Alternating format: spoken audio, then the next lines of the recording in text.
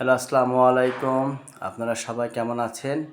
আজকে শুক্রবার, পবিত্র জুম্মার দিন। সবাইকে আমার পক্ষ থেকে জুম্মা মোবারক।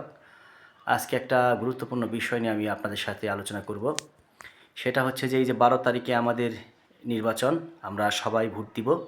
তবে অবশ্যই আমরা একটা যোগ্য ব্যক্তিকে ভোট দিব, যাকে মনে হবে যে দেশের জন্য কাজ করবে।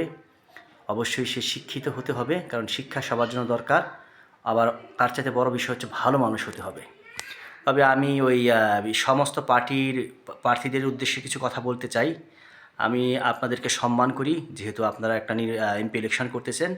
তবে দেখেন, এটা জনগণের জায়গা সম্পন্ন, কারণ জনগণ চাইলেই আপনারা নির্বাচিত হতে পারবেন। এদিকে অহংকারের কিছু নেই। আপনারা জনগণের সাথে কথা বলেন। অনেক এমপি দেখতেছি যে জনগণের সাথে কথা বলতেছে না, এখনই ভাব নিয়ে চলতেছে। এটা খুব খারাপ। আপনার মানুষের জন্য কাজ করতে হবে। মহানবী সাল্লাল্লাহু আলাইহি ওয়াসাল্লাম বিশ্বনবী ছিল, সেও কিন্তু মানুষের জন্য কাজ করছে। তো এটা আসলে সম্পূর্ণ জনগণের জায়গা। আমরা দেশের জন্য কাজ করব, দেশকে ভালোবাসবো, মানুষের সাথে মিশবো।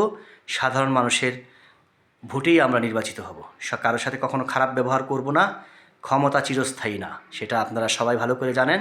তবে সমস্ত রাজনীতিবিদদের প্রতি আমাদের আহ্বান, অহংকার নয়, ভালোবাসা দিন। ভালোবাসা দিয়ে সব কিছু জয় করা সম্ভব। আর আপনাদের সবাইকে বলবো, 12 তারিখে সবাই ভোট দিবেন। আপনার ভোট দেওয়ার অধিকার, যোগ্য ব্যক্তিকে ভোট দেন। এই দেশ আমাদের, দেশকে আমাদের ভালোবাসতে হবে, সুন্দর দেশ গড়তে হবে। সবাই ভালো থাকবেন। আসসালামু আলাইকুম।